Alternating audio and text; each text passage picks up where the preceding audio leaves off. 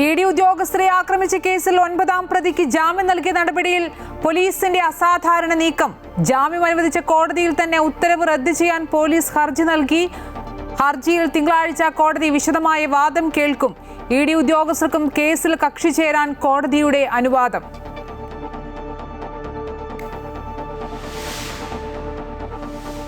കീം പരീക്ഷാഫലം പ്രഖ്യാപിച്ചു. എഞ്ചിനീയറിംഗ് പ്രവേശന യോഗ്യത നേടിയത് 79,717 വിദ്യാർത്ഥികൾ. അങ്കമാലി അയ്യമ്പുഴ സ്വദേശി റോഷൻ രാജുവിന് 1ാം റാങ്ക്. CBSE ഫലപ്രഖ്യാപനത്തിലെ അനിശ്ചിതത്വം കാരണമാണ് കീം ഫലപ്രഖ്യാപനം വൈകിയതെന്ന് ഉന്നത വിദ്യാഭ്യാസ വകുപ്പ് മന്ത്രി റോജി എം ജോൺ.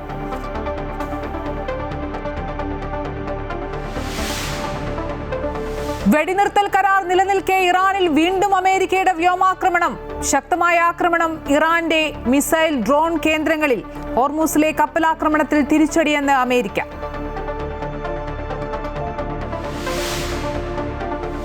മൂന്ന് ദിവസത്തെ സന്ദർശനത്തിന് നരേന്ദ്രമോദി കിഴക്കൻ ആഫ്രിക്കൻ ദ്വീപ് സമൂഹമായ സെയ്ഷൽസിലേക്ക് തിരിച്ചു. സെയ്ഷൽസ് ദേശീയദിനാഘോഷങ്ങളിൽ പ്രധാനമന്ത്രി മുഖ്യാതിഥി. ഇന്ത്യൻ സേനകളുടെ സംഘങ്ങളും ആഘോഷത്തിൽ പങ്കാളികളാകും. ദേശീയ അസംബ്ലിയിലും മോദി സംസാരിക്കും.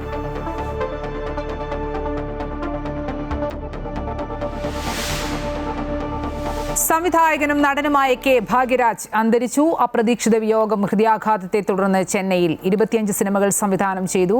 75ലേറെ ചിത്രങ്ങളിൽ അഭിനയിച്ചു. വിടവാങ്ങിയത് മധ്യവർഗ കുടുംബ ചിത്രങ്ങളിലൂടെ ജനമനസ്സിൽ ഇടം നേടിയ ചലച്ചിത്രകാരൻ.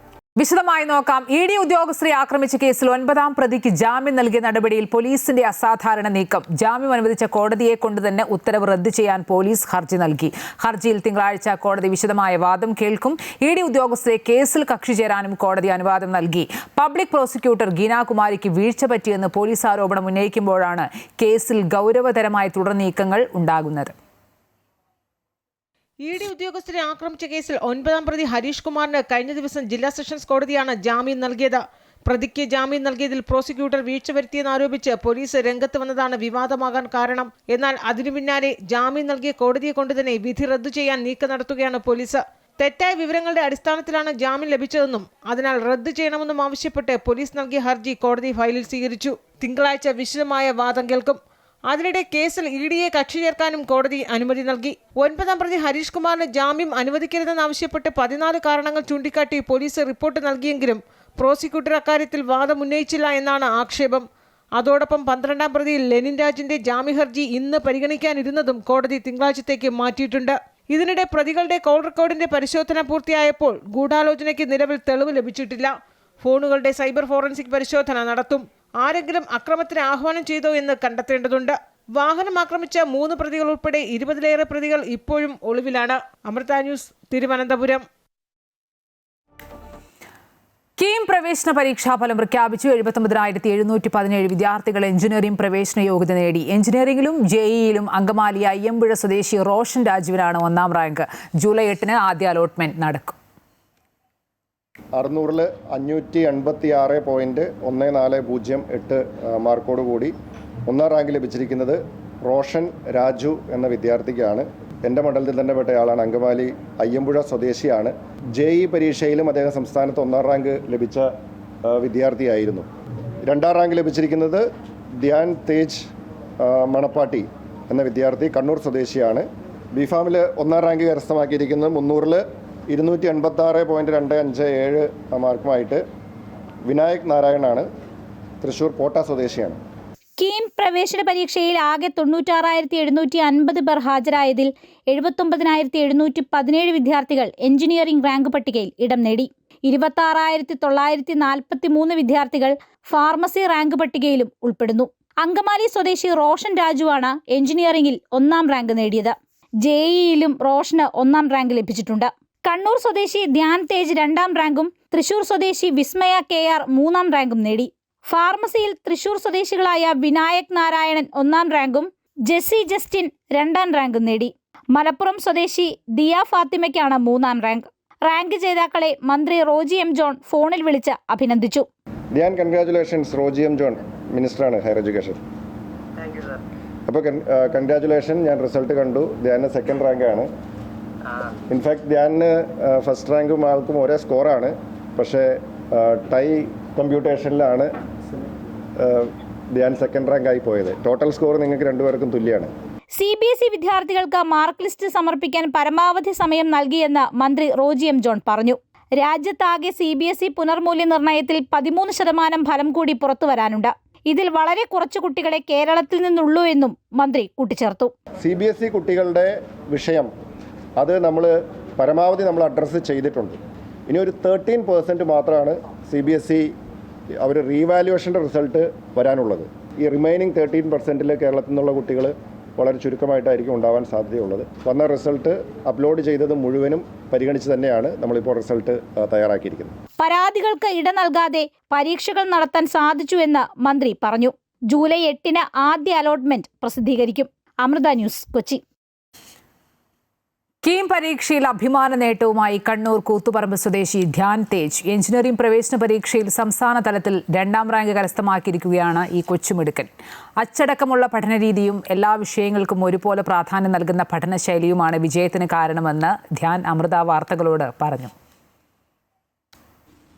എഞ്ചിനീയറിംഗുമായി ബന്ധപ്പെട്ട കീം പരീക്ഷയിൽ അഭിമാന നേട്ടം കൈവരിച്ചിരിക്കുകയാണ് കൂത്തുപറമ്പ് ചെറുവാഞ്ചേരി സ്വദേശിയായിട്ടുള്ള ധ്യാൻ. സംസ്ഥാന തലത്തിൽ തന്നെ 2ാം റാങ്കാണ് ഈ മിടുക്കൻ കരസ്ഥമാക്കിയിരിക്കുന്നത്. ഇപ്പോൾ ധ്യാനും അദ്ദേഹത്തിന്റെ കുടുംബവും നമ്മളോടൊപ്പം ചേരുകയാണ്. എത്ര കാലത്തെ ഒരു പ്രിപ്പറേഷനാണ് ഇത്? എങ്ങനെയാണ് ഇത് ഈ ഒരു അഭിമാന നേട്ടത്തിലേക്ക് എത്തിച്ചേർന്നത്?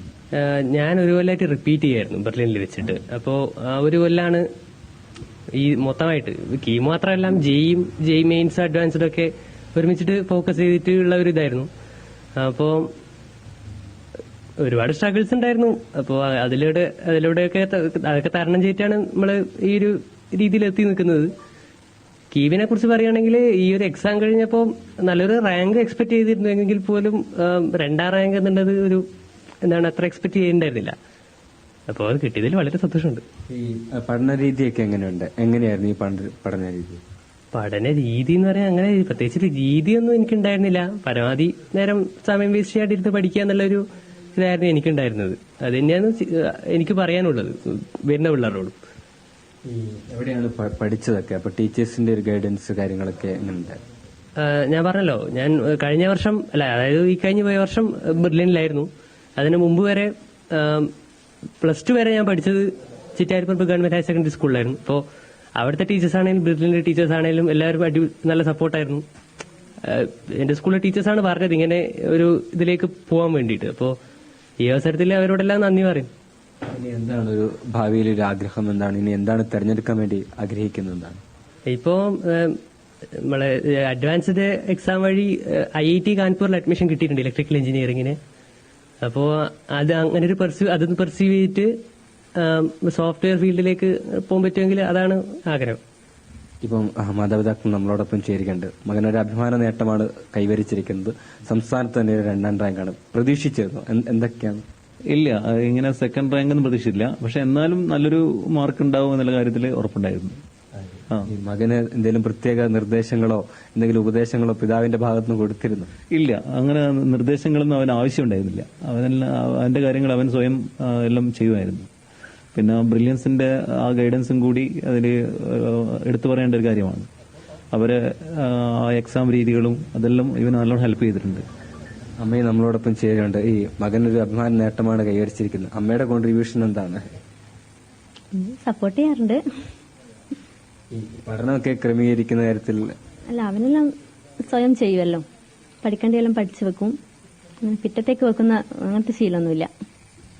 അത് തന്നെയാണ് ഏറ്റവും പ്രധാനപ്പെട്ടത്. പഠിക്കേണ്ടത് അപ്പോൾ തന്നെ പഠിക്കുകയും പിറ്റത്തേക്ക് വയ്ക്കാതെ അന്നത്തെ പാഠങ്ങൾ അന്നു തന്നെ പഠിക്കുകയും അതിലൂടെ നേട്ടമുണ്ടാക്കുകയും ചെയ്യാൻ പറ്റുമെന്നൊരു വലിയ ഉദാഹരണമാണ് ധ്യാന്റെ ഈ വിജയത്തിന്റെ പിന്നിലുള്ളതെന്നാണ് ഈ മാതാപിതാക്കൾ അടക്കം വ്യക്തമാക്കുന്നത്. ക്യാമറാമാൻ മനോജ് പേരാമ്പ്രയ്ക്കൊപ്പം Joseph Augustine, Amrita News, Kannur. Thiruvananthapuram കോർപ്പറേഷനിൽ തിങ്കളാഴ്ച ചേരുന്ന കൌൺസിൽ യോഗം അതീവ നിർണായകം. UDFന്റെ അവിശ്വാസ പ്രമേയത്തെ പിന്തുണയ്ക്കുന്നതിൽ CPM സംസ്ഥാന നേതൃത്വം തീരുമാനമെടുക്കും. കൌൺസിലർ സുഗതന് ജാമ്യത്തിൽ ഇളവ് ലഭിച്ചില്ലെങ്കിൽ പരമാവധി അംഗങ്ങൾ യോഗത്തിൽ വിട്ടുനിന്ന് അവിശ്വാസ പ്രമേയ നീക്കത്തെ നേരിടാനാണ് BJP തയ്യാറെടുക്കുന്നത്. തിരുവനന്തപുരം കോർപ്പറേഷനിൽ നിർണായക നീക്കമാണ് 3 മുന്നണികളും നടത്തുന്നത്. തിങ്കളാഴ്ച അവിശ്വാസ പ്രമേയം കൊണ്ടുവരാനാണ് UDF യോഗം ചേർന്ന് തീരുമാനിച്ചിരിക്കുന്നത്. നഗരസഭയിലെ ഭരണസ്തംഭനം ഉയർത്തിക്കാട്ടിയാണ് അവിശ്വാസ പ്രമേയ നീക്കം. എന്നാൽ UDFന്റെ പ്രമേയത്തെ പിന്തുണയ്ക്കണമോ എന്നതിൽ LDF വിശദമായി ചർച്ച ചെയ്ത് തീരുമാനമെടുക്കും. രാഷ്ട്രീയ തീരുമാനമായതിനാൽ സംസ്ഥാന നേതൃത്വമാകും അന്തിമ തീരുമാനമെടുക്കുക. രാഷ്ട്രീയ പ്രതിയോഗികളായ UDFുമായി കൂട്ടുകെട്ടുണ്ടായാൽ സംസ്ഥാനത്തത് തിരിച്ചടിയാകുമോ എന്ന ആശങ്കയാണ് LDFിനുള്ളത്. നിലവിൽ കക്ഷിനില അനുസരിച്ച് 101 അംഗ നഗരസഭയിൽ ഒരു സ്വതന്ത്രന്റെ പിന്തുണയോടെയാണ് 50 അംഗങ്ങളുമായി BJP ഭരിക്കുന്നത്. മറുഭാഗത്ത് LDFന് 29ഉം UDFന് 20 അംഗങ്ങളും ഒരു സ്വതന്ത്രനുമാണുള്ളത്. ഇതിൽ BJPയുടെ വാഴോട്ടുകുണം കൗൺസിലർ R. സുഗതൻ ജയിലിലായതിനാൽ കോടതി ഉത്തരവ് പ്രകാരമുള്ള സത്യപ്രതിജ്ഞ ചെയ്യാൻ പോലും കഴിഞ്ഞില്ല.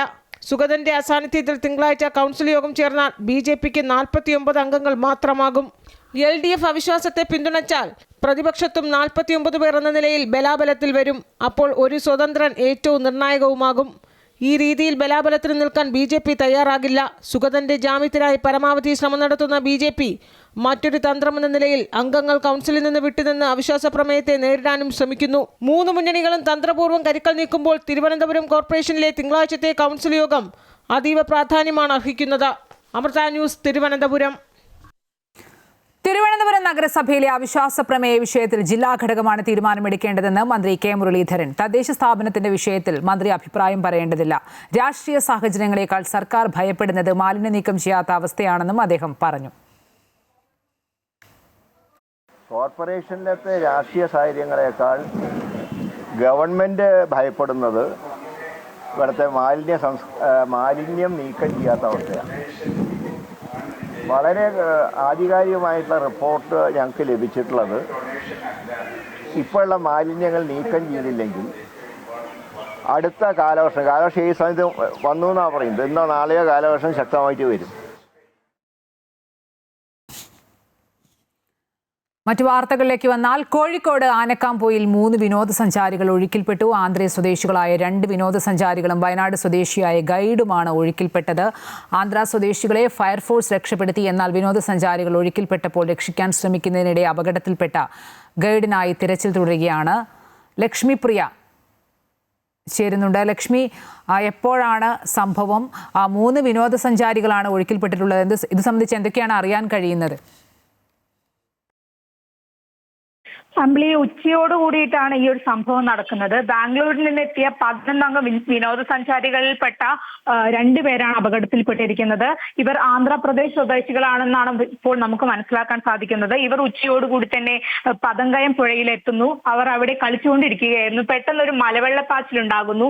ഈ ഒരു വെള്ളം വരുന്നത് കണ്ട് എല്ലാവരും ഓടിക്കയറാൻ ശ്രമിച്ചെങ്കിലും ഈ ഒരു വിനോദസഞ്ചാരികളായ 2 പേർ ഒഴുക്കിൽപ്പെടുകയായിരുന്നു. എങ്കിൽ പോലും അതായത് ഈ ഒരു വെള്ളം വരുന്നത് കണ്ട് ഈ പുഴയിൽ നിന്ന് മാറി കയറിയ എല്ലാവർക്കും പരിക്കേറ്റിട്ടുണ്ട്. ചെറിയ പരിക്കുകൾ ഉണ്ട് എന്നാണ് മനസ്സിലാക്കാൻ സാധിക്കുന്നത്. എങ്കിൽ പോലും 2 പേർ ഒഴുക്കിൽപ്പെടുകയായിരുന്നു. ഇവരെ രക്ഷിക്കാൻ വേണ്ടിയിട്ടാണ് വയനാട്ടിൽ നിന്നുള്ള ഒരു ഗൈഡാണ് ഇവർക്കൊപ്പം ഉണ്ടായിരുന്നത്. അപ്പോൾ ഈ വയനാട് സ്വദേശിയായിട്ടുള്ള ഗൈഡ് ഇവരെ രക്ഷിക്കാൻ വേണ്ടി പുഴയിലേക്ക് ചാടുകയാണ്. എന്നാൽ ഇവരെ രക്ഷിക്കാൻ അദ്ദേഹത്തിന് സാധിച്ചില്ല എന്നുള്ളതാണ്.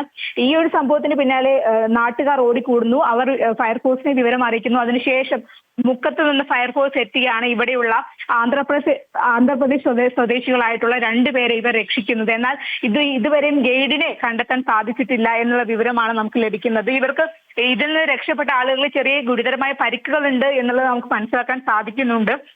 ഏതായാലും ഇവർക്ക് വേണ്ടിയുള്ള ഗൈഡിന് വേണ്ടിയുള്ള തെരച്ചിൽ തുടരുകയാണെന്നാണ് മനസ്സിലാക്കാൻ സാധിക്കുന്നത്. പോലീസും അതുപോലെ തന്നെ ഫയർഫോഴ്സും നാട്ടുകാരും സന്നദ്ധ സംഘടനയിൽപ്പെട്ട എല്ലാവരും സ്ഥലത്തെത്തിയിട്ടുണ്ട്. ഇനി ഏതായാലും തിരച്ചിൽ തുടരുന്ന ഒരു സാഹചര്യം തന്നെയാണ് ഇപ്പോൾ ഉള്ളത്. അമ്പിളി, ശരി. കോഴിക്കോട് ആനക്കാംപോയിലാണ് 3 വിനോദസഞ്ചാരികൾ ഒഴുക്കിൽപ്പെട്ടത്. ആന്ധ്ര സ്വദേശികളായ 2 വിനോദസഞ്ചാരികളും വയനാട് സ്വദേശിയായ ഗൈഡുമാണ് ഒഴുക്കിൽപ്പെട്ടത്. ആന്ധ്ര സ്വദേശികളെ ഫയർഫോഴ്സ് രക്ഷപ്പെടുത്തി. എന്നാൽ വിനോദസഞ്ചാരികൾ ഒഴുക്കിൽപ്പെട്ടപ്പോൾ രക്ഷിക്കാൻ ശ്രമിക്കുന്നതിനിടെ അപകടത്തിൽപ്പെട്ട ഗൈഡിനായുള്ള തിരച്ചിൽ ഇപ്പോഴും തുടരുകയാണ്. ലക്ഷ്മിപ്രിയയാണ് വിവരങ്ങൾ നൽകിയത്. കോതമംഗലം കോട്ടപ്പടിയിൽ മയക്കുവെടി വെച്ച് റേഡിയോ കോളർ ഘടിപ്പിച്ച ആന ചരിഞ്ഞു. ഉച്ചയ്ക്ക് ശേഷം കോട്ടപ്പാറ വനമേഖലയിൽ വെച്ചാണ് ആന ചരിഞ്ഞത്. ഇടതു കീഴ്ത്താടിയിൽ പരിക്കേറ്റ ആന 1 മാസമായി അവശനിലയിലായിരുന്നു. കെ പ്രശാന്ത് ഉണ്ട് വിവരങ്ങളുമായി. പ്രശാന്ത്, എന്തൊക്കെയാണ് ഇത് സംബന്ധിച്ച്? കഴിഞ്ഞ 1 മാസത്തോളമായി കോതമംഗലം മേഖലയിൽ വലിയ തരത്തിൽ ഭീഷണി മുഴക്കിയ ആനയായിരുന്നു ഇത്. അതിനുശേഷമാണ് പിന്നീട് ഇത് ആദ്യം പിടിയാനയാണെന്നാണ് കരുതുന്നത്. അങ്ങനെ അതിന്റെ അടിസ്ഥാനത്തിൽ മലയാറ്റൂർ ഫീമെയിൽ 4 എന്ന പേരൊക്കെ വനംവകുപ്പ് നൽകുകയൊക്കെ ചെയ്തിരുന്നു. പിന്നീടാണ് ഇത് കൊമ്പില്ലാത്ത മോഴയാനയാണെന്ന വനംവകുപ്പ് ഉദ്യോഗസ്ഥർ സ്ഥിരീകരിക്കുന്നത്. ഇതിനിടയിൽ തന്നെയാണ് ആനയുടെ ഇടത് കീഴ്ത്താടിയിൽ ഗുരുതരമായ പരിക്കുണ്ട് അത് കണ്ടെത്തുകയും ഒപ്പം തന്നെ ഈ വീക്കവും എല്ലാം തന്നെ ഈ പ്രശ്നങ്ങളൊക്കെ തന്നെ കാരണമാണ് ആന കാട്ടിലേക്ക് മടങ്ങാതെ ജനവാസ മേഖലയിൽ തമ്പടിക്കുകയും എളുപ്പത്തിൽ ഭക്ഷിക്കാൻ കഴിയുന്ന വസ്തുക്കൾ ശേഖരിക്കാതെ ആക്രമിക്കുകയൊക്കെ അത്തരത്തിലുള്ള നടപടിയിലേക്ക് പോവുകയും ഒപ്പം തന്നെ ഇതിൽ ഏറ്റവും പ്രധാനപ്പെട്ട കാര്യം ഈ ജനവാസ മേഖലയിലേക്ക് ആന ഇറങ്ങുകയും വിദ്യാർത്ഥികൾ അടക്കമുള്ളവർക്ക് പുറത്തിറങ്ങാൻ കഴിയാത്ത സാഹചര്യം ഉണ്ടാകുന്നു. സ്കൂൾ വാഹനങ്ങളൊക്കെ തന്നെ തടയുന്ന സാഹചര്യങ്ങളൊക്കെ ഇങ്ങനെ വലിയ തരത്തിലുള്ള പ്രതിഷേധം ജനങ്ങളുടെ ഭാഗത്തു നിന്നുണ്ടായതിനെ തുടർന്നാണ് മയക്കുവെടി വെച്ച് ആനയ്ക്ക് റേഡിയോ കോളർ ഘടിപ്പിച്ചത്. അത് വ്യാഴാഴ്ചയാണ് ഇത്തരത്തിലൊരു നടപടി വനംവകുപ്പിന്റെ ഭാഗത്തുനിന്നുണ്ടാകുന്നത്. വലിയ തരത്തിലുള്ള പ്രതിഷേധം ഉണ്ടായതിനെ തുടർന്നാണ് ഈ ഒരു നടപടിയിലേക്ക് കടന്നത്. പിന്നീട് ആന വനത്തിലേക്ക് മടങ്ങുന്ന സാഹചര്യമാണ് ഉണ്ടായത്. അതിനുശേഷം ആനയെ നിരീക്ഷിച്ചു വരികയായിരുന്നു. പക്ഷേ ഇന്ന് ഉച്ചയോടുകൂടിയാണ് ആനയെ ചരിഞ്ഞ നിലയിൽ ഇപ്പോൾ കണ്ടെത്തിയിട്ടുള്ളത്. മറ്റു നടപടികളിലേക്ക് വനംവകുപ്പ് വൈകാതെ കടക്കും എന്നുള്ളതാണ് ഉദ്യോഗസ്ഥർ അറിയിച്ചിരിക്കുന്നത്. അമ്പിളി. ശരി, കെ പ്രശാന്താണ് വിവരങ്ങൾ നൽകിയത്. മറ്റു വാർത്തകളിലേക്ക് വന്നാൽ കെ ശശീന്ദ്രൻ NCPയിലേക്ക് തിരിച്ചു വരണമെന്ന് NCP SP national working president PC Chacko. Saseendran മാറി നിൽക്കുന്നതിൽ അർത്ഥമില്ലെന്നും അദ്ദേഹം കോഴിക്കോട് പറഞ്ഞു. അതേസമയം NCP വിട്ടുനിൽക്കുന്നവരും ഇടതനുഭാവികളുമായ പ്രവർത്തകരെ ഒരു കുടക്കീഴിൽ വരുമെന്നായിരുന്നു കെ ശശീന്ദ്രൻ പ്രതികരിച്ചത്. പിളർപ്പിന് പിന്നാലെ NCPS കേരള ഘടകം തിരിച്ച് ഔദ്യോഗിക പക്ഷത്തിനൊപ്പം ചേരുമോ എന്ന ചോദ്യത്തിനിടെയാണ് കെ ശശീന്ദ്രൻ ഉൾപ്പെടെ തിരിച്ചുവരണമെന്ന് NCP SP national working president PC Chacko ആവശ്യപ്പെട്ടത്. ശശീന്ദ്രനോട് ഞാൻ പറഞ്ഞിട്ടുണ്ട്, ഞങ്ങളുടെ പരിപാടികളിലൊക്കെ വരണം എന്ന് പറഞ്ഞിട്ടുണ്ട്. മാറി നിൽക്കുന്നതിനകത്ത് യാതൊരു അർത്ഥവുമില്ല. കാരണം ശരത് പവാർ നയിക്കുന്ന ഒരു പാർട്ടിയുടെ കേരള ഘടകത്തിന്റെ പ്രതിനിധിയായി ഇപ്പോൾ അദ്ദേഹം തെരഞ്ഞെടുപ്പിൽ മത്സരിച്ച് കഴിഞ്ഞതല്ലേ ഉള്ളൂ. അതുകൊണ്ട് ശശീന്ദ്രൻ അടക്കമുള്ള ആളുകൾക്ക് ഒരു പാർട്ടി ഉണ്ടെങ്കിൽ അത് NCP SP ആണ്. എന്നാൽ ലയനവുമായി ബന്ധപ്പെട്ട സൂചനകളൊന്നും കെ ശശീന്ദ്രൻ നൽകിയിരുന്നില്ല. തങ്ങളുടെ വിഭാഗത്തെ കൂടുതൽ ശക്തിപ്പെടുത്തുന്നതിനായി നേരത്തെ പാർട്ടി വിട്ടവരെ ഒരു കുടക്കീഴിൽ എത്തിക്കുമെന്നായിരുന്നു ശശീന്ദ്രന്റെ പ്രതികരണം. അല്ല, ഇടതുപക്ഷത്തോട് ചേർന്ന് നിൽക്കുന്ന പല ആളുകളുണ്ട്. അവരെല്ലാം ഒരു കുടക്കീഴിൽ കൊണ്ടുവരണം എന്നുള്ള ശ്രമം ഞങ്ങൾ 11-ാം തീയതി ജനറൽ ബോഡിക്ക് ശേഷം, കാരണം അവിടെ ഒരു രാഷ്ട്രീയ തീരുമാനം എടുക്കേണ്ടതുണ്ട്. ആ രാഷ്ട്രീയ തീരുമാനമെടുത്താൽ തീർച്ചയായും ഞങ്ങൾ ആ ശ്രമം നടത്തും. കാരണം ഇങ്ങനെ ദുർബലപ്പെട്ട് നിന്നുകൂടാ. ഇരുപക്ഷവും രണ്ടു ദിശയിൽ തന്നെ തുടരുമെന്ന രീതിയിലാണ് NCP നേതാവ് AC ഷൺമുഖദാസ് അനുസ്മരണ പരിപാടിയും നടത്തിയത്. എരഞ്ഞിക്കലിലെ ഷൺമുഖദാസിന്റെ സ്മൃതി മണ്ഡപത്തിനരികെയാണ് NCP S വിഭാഗം അനുസ്മരണ പരിപാടി ഒരുക്കിയത്. ഔദ്യോഗിക വിഭാഗം നഗരത്തിലും പരിപാടി ഒരുക്കി. രാവിലെ ഷൺമുഖദാസിന്റെ സ്മൃതി മണ്ഡപത്തിൽ ശശീന്ദ്രൻ ഉൾപ്പെടെ എത്തി പുഷ്പാർച്ചന നടത്തി. തൊട്ടുപിന്നാലെ PC ചാക്കോയും എത്തി പുഷ്പാർച്ചന നടത്തി. ഇരുവരും കാണുന്ന പ്രദേശത്തുണ്ടായിട്ട് പോലും പരസ്പരം മിണ്ടാനോ കാണാനോ ശ്രമിച്ചില്ല. അമൃത ന്യൂസ്, കോഴിക്കോട്. ബൈരക്കുപ്പ പാലം ഉടൻ യാഥാർത്ഥ്യമാക്കുമെന്ന് പ്രിയങ്ക ഗാന്ധി MP. കർണാടകയിലെ വനഭൂമിയിലൂടെയുള്ള വഴിക്ക് പകരമായി റവന്യൂ ഭൂമിയിലൂടെ പാത കണ്ടെത്തിയെന്നും പദ്ധതിക്കായി വേഗത്തിൽ അനുമതി ലഭിക്കുമെന്ന് പ്രതീക്ഷിക്കുന്നതായും പ്രിയങ്ക ഗാന്ധി. താമരശ്ശേരി ചുരം ബൈപ്പാസ് റോഡ്, തളിപ്പുഴ ചിപ്പിലിത്തോട് റോഡുകളുടെ നിർമ്മാണ താമസം കേന്ദ്ര ഉപരിതല ഗതാഗത ഹൈവേ മന്ത്രിയുടെ ശ്രദ്ധയിൽപ്പെടുത്തിയിട്ടുണ്ടെന്നും MP അറിയിച്ചു. Wayanad medical college, tribal university എന്നിവയുടെ പ്രവർത്തനങ്ങളെക്കുറിച്ച് മുഖ്യമന്ത്രിയുമായി ചർച്ച നടത്തിയിട്ടുണ്ടെന്നും പ്രിയങ്ക ഗാന്ധി വ്യക്തമാക്കി. വിവിധ പദ്ധതികളുടെ പ്രവർത്തന പുരോഗതി വയനാട് കളക്ടറേറ്റിൽ ചേർന്ന യോഗത്തിൽ വിലയിരുത്തുകയായിരുന്നു പ്രിയങ്ക ഗാന്ധി MP. വടകര കാഫീർ സ്ക്രീൻഷോട്ട് കേസ് പ്രതി ജിതിൻ ഭാസ്കറിന്റെ ജാമ്യ ഹർജി പരിഗണിക്കുന്നത് കോഴിക്കോട് ജില്ലാ സെഷൻസ് കോടതി 29ലേക്ക് മാറ്റി. അതേസമയം പ്രതിക്ക് ജാമ്യം അനുവദിക്കരുതെന്ന് SIT സംഘം ഇന്ന് കോടതിയിൽ റിപ്പോർട്ട് നൽകി. പ്രതിക്ക് ജാമ്യം നൽകിയാൽ തെളിവുകൾ നശിപ്പിക്കുമെന്നാണ് SIT റിപ്പോർട്ടിലുള്ളത്. Vadakara judicial first class magistrate കോടതി ജാമ്യാപേക്ഷ തള്ളിയതിനു പിന്നാലെയാണ് കേസിൽ പ്രതിയായ CPM Thiruvallur Thuruthi local committee അംഗം ജിതിൻ ഭാസ്കർ ജില്ലാ സെഷൻസ് കോടതിയെ സമീപിച്ചത്. എന്നാൽ ഇന്ന് പരിഗണിക്കാനിരുന്ന കേസ് കോടതി 29ലേക്ക് മാറ്റുകയായിരുന്നു. പ്രതിക്ക് ജാമ്യം നൽകിയാൽ തെളിവുകൾ നശിപ്പിക്കുമെന്നാണ് SIT കോടതിയെ അറിയിച്ചത്.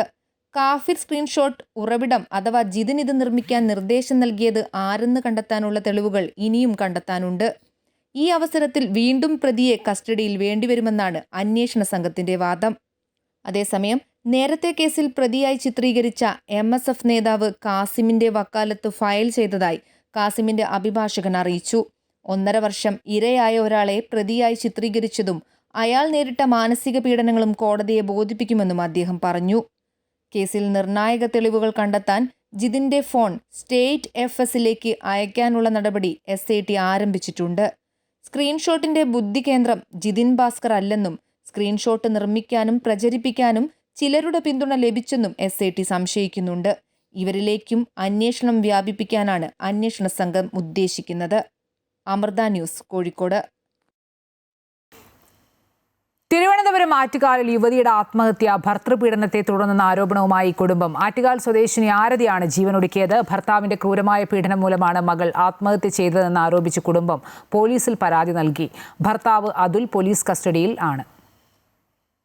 കഴിഞ്ഞ ദിവസം വൈകുന്നേരത്തോടെയാണ് ആരതി ആത്മഹത്യ ചെയ്യുന്നത്. ശാരീരികമായി ഉപദ്രവിച്ചതിന്റെ ദൃശ്യങ്ങളും ചിത്രങ്ങളും ആരതി സ്വന്തം അമ്മയുടെ മൊബൈൽ ഫോണിലേക്ക് അയച്ചു നൽകിയതിന് പിന്നാലെയാണ് ജീവനൊടുക്കുന്നത്.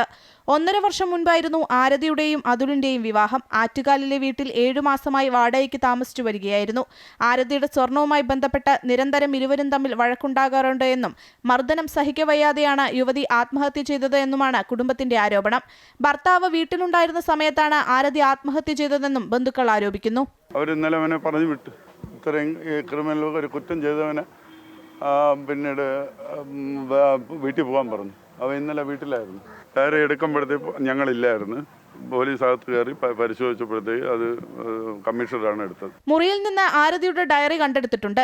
ജോലിയെപ്പറ്റി തെറ്റായ വിവരം നൽകിയ ശേഷമാണ് അതുൽ വിവാഹം കഴിച്ചതെന്നും പരാതിയുണ്ട്. സംഭവത്തിൽ ഫോർട്ട് പോലീസ് കേസെടുത്തു. ഭർത്താവ് അതുൽ നിലവിൽ പോലീസിന്റെ കസ്റ്റഡിയിലാണ്. അമൃത ന്യൂസ്, തിരുവനന്തപുരം. പന്തളത്തെ സ്വകാര്യ ആശുപത്രിക്കെതിരെ ഗുരുതരമായ ചികിത്സാ പിഴവ് ആരോപണവുമായി കുടുംബം രംഗത്ത്. നെഞ്ചുവേദനയെ തുടർന്ന് പന്തളം ക്രിസ്ത്യൻ മിഷൻ ആശുപത്രിയിലെത്തി ചികിത്സ തേടിയ ആലപ്പുഴ നൂറനാട് സ്വദേശി പങ്കജാക്ഷന്റെ കുടുംബമാണ് പരാതിയുമായി രംഗത്തെത്തിയത്. ECG എക്കോ ഫലങ്ങളിൽ വ്യതിയാനമുണ്ടായിട്ടും 73-കാരനായ രോഗിയെ TMT പരിശോധനയ്ക്ക് വിധേയനാക്കിയതാണ് മരണത്തിന് കാരണമായതെന്ന് ബന്ധുക്കൾ ആരോപിക്കുന്നു. സംഭവത്തിൽ മുഖ്യമന്ത്രിക്കും ആരോഗ്യമന്ത്രിക്കും കുടുംബം പരാതി നൽകിയിട്ടുണ്ട്. മെയ് 25-നാണ് നെഞ്ചുവേദനയെ തുടർന്ന് നൂറനാട് സ്വദേശിയായ പങ്കജാക്ഷൻ ഉണ്ണിത്താൻ പന്തളം ക്രിസ്ത്യൻ മിഷൻ ആശുപത്രിയിൽ ചികിത്സ തേടിയത്. ആശുപത്രിയിൽ വെച്ച് നടത്തിയ ECG എക്കോ പരിശോധനാ ഫലങ്ങളിൽ വലിയ വ്യതിയാനങ്ങൾ പ്രകടമായിരുന്നു. എന്നാൽ ഇത് വകവയ്ക്കാതെ 73 വയസ്സുള്ള രോഗിയെ ഡോക്ടർ ട്രെഡ്മിൽ ടെസ്റ്റിന് വിധേയനാക്കുകയായിരുന്നുവെന്ന് പങ്കജാക്ഷന്റെ മകൾ ജ്യോതിശ്രീ ഉണ്ണിത്താൻ മുഖ്യമന്ത്രിക്കും ആരോഗ്യമന്ത്രിക്കും നൽകിയ പരാതിയിൽ പറയുന്നു. എന്നാൽ തങ്ങളുടെ ഭാഗത്തു നിന്നും യാതൊരുവിധ പിഴവുകളും ഉണ്ടായിട്ടില്ലെന്നാണ് ആശുപത്രി അധികൃതരുടെ വിശദീകരണം. രോഗി ഒറ്റയ്ക്കാണ് ഡോക്ടറെ കാണാൻ വന്നതെന്നും മുൻപ് നെഞ്ചുവേദന വന്നിട്ടുണ്ടെന്നോ മറ്റ് അസുഖങ്ങൾ ഉണ്ടായിരുന്നുവെന്നോ ഡോക്ടറോട് വെളിപ്പെടുത്തിയിരുന്നില്ലെന്നും ആശുപത്രി മാനേജ്മെന്റ് അവകാശപ്പെടുന്നു. പ്രോപ്പർ ഹിസ്റ്ററി പറഞ്ഞു കാണത്തില്ല. ആ പ്രോപ്പർ ഹിസ്റ്ററി കൊടുത്തിരുന്ന ഒരിക്കലും ഇത് സംഭവിക്കത്തില്ല. തർക്കമില്ല ഇതിനകത്ത്. അവർക്ക് ഹാർട്ടിന് അസുഖം ഉണ്ടെന്ന് പറയുന്നതോ ഇല്ലെന്ന് പറയുന്നത് അവർക്ക് ഏതാ സന്തോഷം? ഇല്ലെന്ന് പറയുന്നത്. അപ്പോൾ അവരെപ്പോഴും കുറച്ച് ഹഷപ്പ് ചെയ്യും. ഈ വരുന്നവരെല്ലാം ഈ ഹിസ്റ്ററി പകുതി അങ്ങ് ഹഷപ്പ് ചെയ്യും. And he came alone. Probably വേറെ ഫ്രണ്ട്സ് വന്നു, റിലേഷൻസ് ആരും വന്നില്ല. അതാ വേറൊരു പ്രശ്നം. റിലേഷൻസ് വന്നിരുന്നെങ്കിൽ ഒരു പ്രോപ്പറായിട്ട് ഹിസ്റ്ററി ഒന്നും കിട്ടിപ്പോനെ. TMT പരിശോധന ചെയ്യുന്നതിനിടയിൽ ആരോഗ്യസ്ഥിതി വഷളായ പങ്കജാക്ഷന് അടിയന്തര ചികിത്സ നൽകുന്നതിലും ആശുപത്രി അധികൃതർക്ക് വീഴ്ചയുണ്ടായതായി മകൾ ജ്യോതിശ്രീ പരാതിയിൽ ആരോപിക്കുന്നു. മറ്റൊരു ആശുപത്രിയിൽ എത്തിക്കുന്നതിലും കാലതാമസമുണ്ടാക്കി. ആശുപത്രിയുടെ ഭാഗത്തു നിന്നുണ്ടായ ഗുരുതരമായ ജാഗ്രതക്കുറവാണ് മരണത്തിന് കാരണമായതെന്നാണ് ബന്ധുക്കളുടെ ഉറച്ച നിലപാട്. അമൃത ന്യൂസ്, പത്തനംതിട്ട. സംസ്ഥാനത്ത് അംഗനവാടികൾക്ക് പുതിയ മാനദണ്ഡം രൂപീകരിക്കുമെന്ന് മന്ത്രി ബിന്ദു കൃഷ്ണ. കൊച്ചിയിൽ 3.5 വയസ്സുകാരി അംഗനവാടിയിൽ ലൈംഗിക അതിക്രമത്തിനിരയായ സംഭവത്തിന്റെ പശ്ചാത്തലത്തിലാണ് തീരുമാനം. അംഗനവാടികളിലേക്ക് പുറത്തുനിന്നും ആളുകളെ കയറ്റിവിടുന്നതിന് കർശന നിയന്ത്രണമുണ്ടാകുമെന്നും മന്ത്രി വ്യക്തമാക്കി.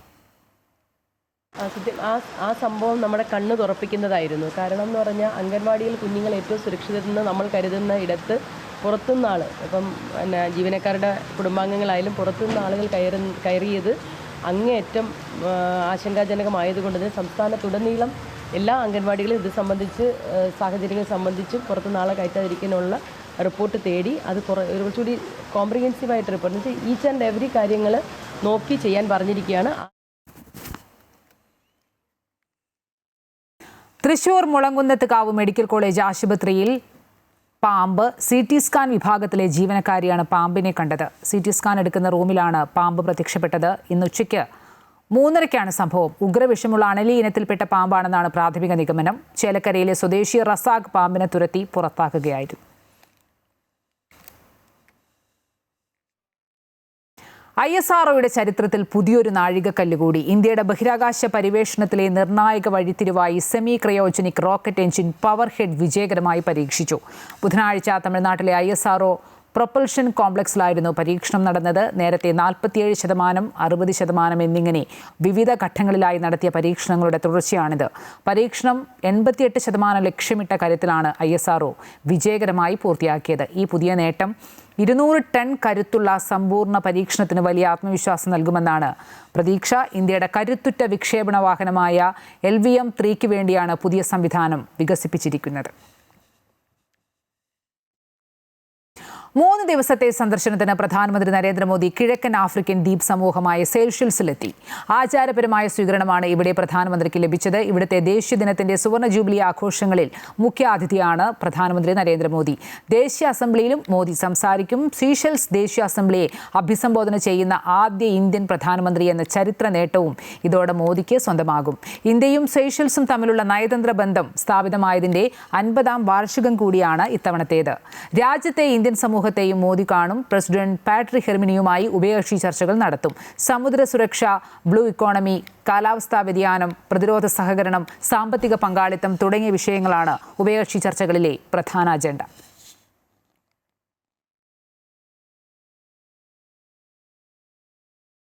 സംസ്ഥാനത്ത് നാളെയോടെ മഴ കനക്കുമെന്ന് കേന്ദ്ര കാലാവസ്ഥാ വകുപ്പ്. ഇന്ന് വടക്കൻ ജില്ലകളിൽ യെല്ലോ അലർട്ട് പ്രഖ്യാപിച്ചു. മലപ്പുറം, കോഴിക്കോട്, വയനാട്, കണ്ണൂർ, കാസർഗോഡ് ജില്ലകളിലാണ് ഒറ്റപ്പെട്ട ശക്തമായ മഴയ്ക്ക് സാധ്യതയുള്ളത്. ഇടിമിന്നലോട് കൂടിയ മഴയാണ് പ്രതീക്ഷിക്കുന്നത്.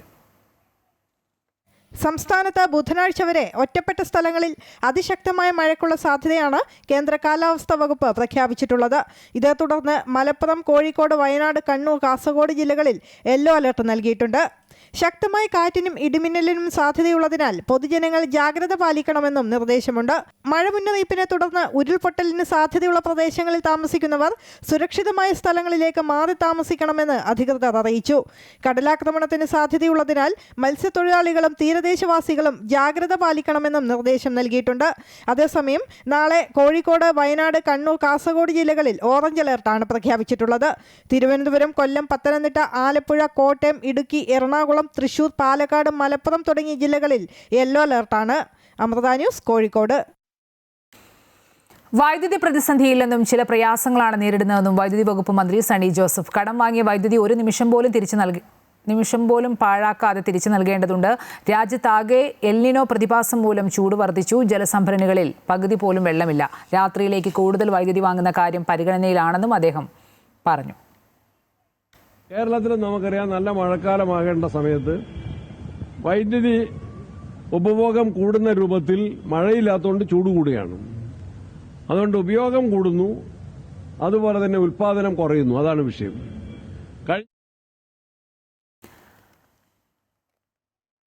മദ്യനയം, PM ശ്രീ വിഷയങ്ങളിൽ UDF തീരുമാനിക്കുമെന്ന് വ്യവസായ വകുപ്പ് മന്ത്രി PK കുഞ്ഞാലിക്കുട്ടി. മദ്യനയത്തിലും PM ശ്രീയിലും പല ഫയലുകളും കഴിഞ്ഞ സർക്കാരിന്റെ കാലത്ത് തന്നെ കുറേ ദൂരം സഞ്ചരിച്ചു കഴിഞ്ഞുവെന്നും കരിമണൽ ഖനനം സ്വകാര്യ മേഖലയ്ക്ക് നൽകില്ലെന്നും കുഞ്ഞാലിക്കുട്ടി വ്യക്തമാക്കി. പഴയ സമയം മുതൽ വന്ന ഒരു ഫയലിൽ ഒരു ടാക്സ് പ്രൊപ്പോസൽ വന്നു എന്ന് കരുതി അതിൻ്റെ ഇംപ്ലിമെൻറ്റേഷൻ എന്ത് വേണം എന്നുള്ളത് UDFും അതുപോലെ തന്നെ ഗവൺമെൻറ്റൊക്കെ ആലോചിച്ച് തീരുമാനിക്കുന്നത് മുഖ്യമന്ത്രി നിയമസഭയിൽ ക്ലാരിറ്റിയോടുകൂടി പറഞ്ഞിട്ടുണ്ട്. അത് അവസാനമാക്കണം. സംവിധായകനും നടനുമായ K ഭാഗ്യരാജ് അന്തരിച്ചു. ഹൃദയാഘാതത്തെ തുടർന്ന് ചെന്നൈയിലായിരുന്നു അന്ത്യം. 73 വയസ്സായിരുന്നു. 50 പതിറ്റാണ്ട് നീണ്ട ചലച്ചിത്ര ജീവിതത്തിൽ 25 സിനിമകൾ അദ്ദേഹം സംവിധാനം ചെയ്തു.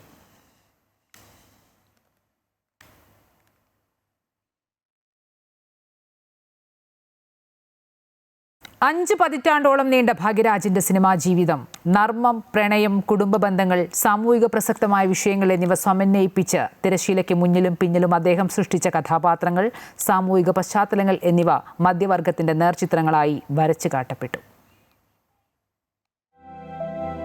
സിനിമയുടെ മായിക ലോകത്തേക്ക് കൈപിടിച്ചു നടത്തിയ സംവിധായകൻ ഭാരതി രാജയുടെ വിയോഗത്തിന് തൊട്ടു പിന്നാലെയുള്ള K ഭാഗ്യരാജിന്റെ അപ്രതീക്ഷിത മരണം തമിഴ് ചലച്ചിത്ര മേഖലയ്ക്ക് വലിയ തിരിച്ചടിയായി.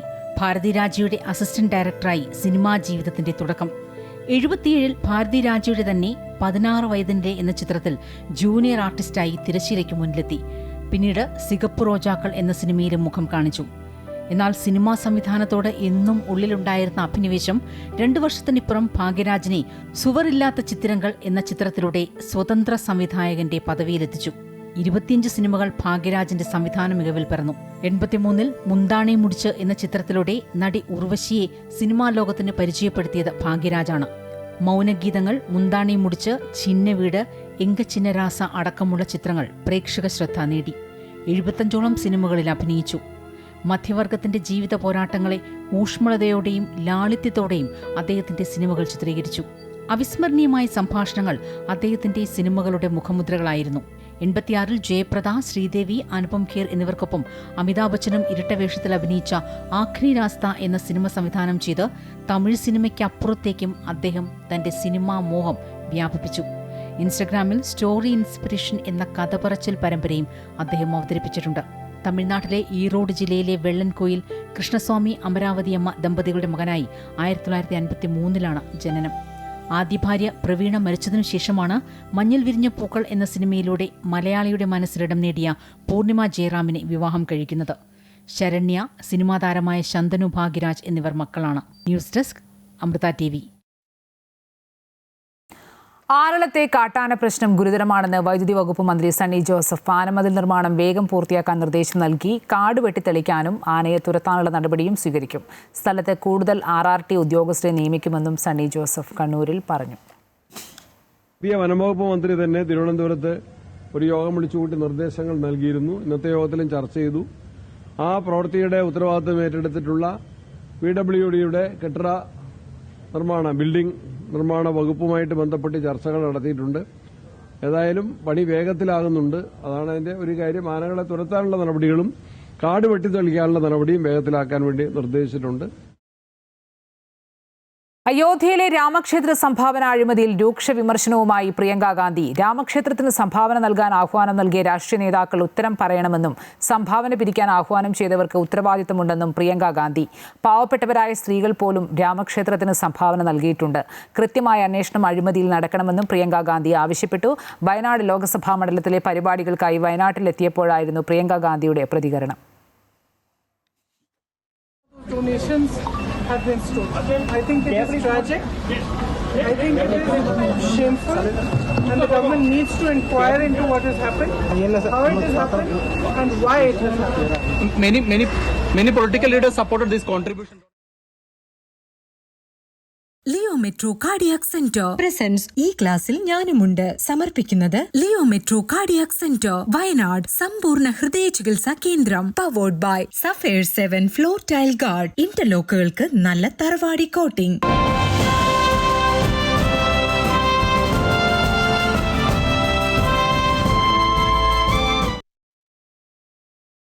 കരുതലിന്റെ അമൃതസ്പർശമായി നാളെയുടെ പ്രതിഭകൾക്ക് അമൃത ടെലിവിഷൻ പഠന ഉപകരണങ്ങൾ വിതരണം ചെയ്യുന്നു. നാളെ ഉച്ചയ്ക്ക് 1:30 കൽപ്പറ്റ SKMJ ഹയർ സെക്കൻഡറി സ്കൂളിലാണ് ഈ ക്ലാസ്സിൽ ഞാനുമുണ്ട് എന്ന ഈ പരിപാടി.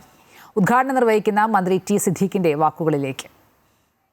SKMJ സ്കൂളിൽ വെച്ചുകൊണ്ട് നടക്കുന്ന പ്രതിഭകൾ അമൃത TV നേതൃത്വം കൊടുക്കുന്ന പ്രതിഭകളായ വിദ്യാർത്ഥികൾക്ക് പഠനോപകരണങ്ങളും അവർക്കുള്ള ഏറ്റവും വലിയ ക്രിയേറ്റീവായിട്ടുള്ള മോട്ടിവേഷൻ ക്ലാസുകളും എല്ലാമായി നടത്തുന്ന മനോഹരമായിട്ടുള്ള പ്രോഗ്രാം. ആ പ്രോഗ്രാം നാളെ നടക്കുമ്പോൾ അതിൽ ഞാനും ഉണ്ടാവും, നിങ്ങളോടൊപ്പം പങ്കുചേരാൻ. ഞാനുമുണ്ട് കൂടെ എന്നുള്ള ഈ മനോഹരമായിട്ടുള്ള പ്രോഗ്രാം ഏറ്റവും അന്വർത്ഥമായി വിദ്യാർത്ഥികൾക്ക് ആത്മവിശ്വാസം പകരുന്ന പ്രോഗ്രാമായി മാറിക്കൊണ്ടിരിക്കുന്നു. ഈ പ്രോഗ്രാമിന് എല്ലാവിധ ആശംസകൾ.